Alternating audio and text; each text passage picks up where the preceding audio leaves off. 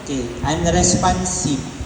Sir, pwede po sir kapag naman ambulance, kung may EED, then pakitala.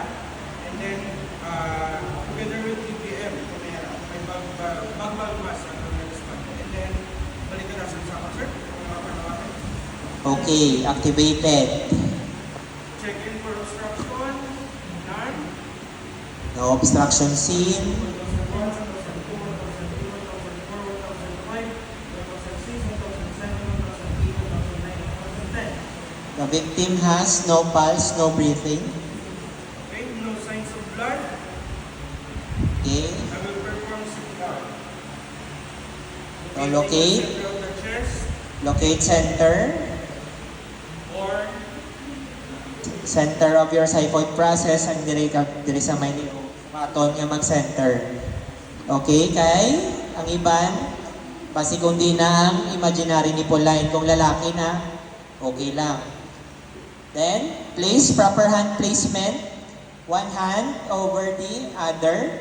Place the heel of your palm on the center of the chest and start your compression. 1, 2, 3, 4, 5, 6, 7, 8, 9, 10, 11, 12, 13, 14, 15, 16, 17, 18, 19, 20. 1, 2, 3, 4, 5, 6, 7, 8, 9, 1.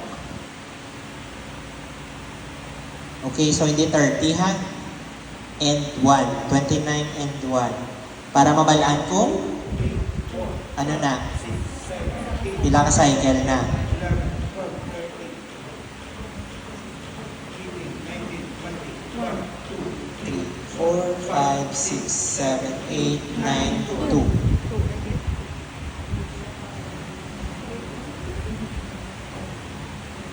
2, 3, 4, 5, 6, 7, 8, 9, 10, 11. Kung mouth-to-mouth resuscitation tayo, kung i-press nyo lang ang nose para kagi totally seal ang mouth.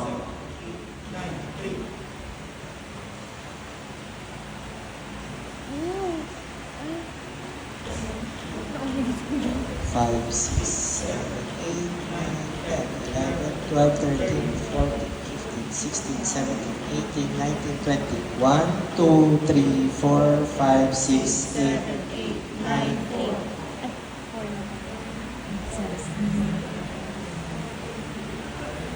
Last cycle.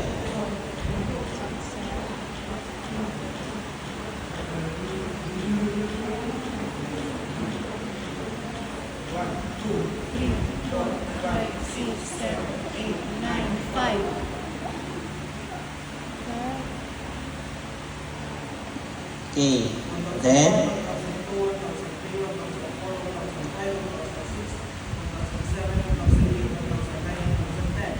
after 5 cycles, para mabala natin kung gaginhawa na or may pulsong pasyente, need na natin i-reassess. So, LLF, dala na ang inyong circulation or pulse. So, pag check, so pag may na-feel nga pulse, kag gaginawa ng pasyente, what will we do? Recovery position. What will we do kung gaginawa na? Place in Sideline. recovery position. Pero kung 5 cycles kag wala gyapon pagginhawa kag pulso ang pasyente. Wala pagginhawa kag wala gyapon pulso, what will you do? Continue CPR. Okay. So, how do we place the patient in recovery position? Side lying. So, what do we do? Alsa ang isa ka kamot. Kung diin mo patubangon yung pasyente, ang isa ka kamot sa dughan. So, bayang mag-iliw, panatag mo kabayan. So, depende kung di mo matakiliran, it will be away from you or you. depende kung diin nyo gusto patubangon ng pasyente. So, butang ang kamot sa right side. Para sa kamot, butang sa dughan, tanday tiil, then patagilid. Hawid sa abaga kag sa may hawak. Okay, so that is your recovery position. So, clear sa inyo? Yes. Clear?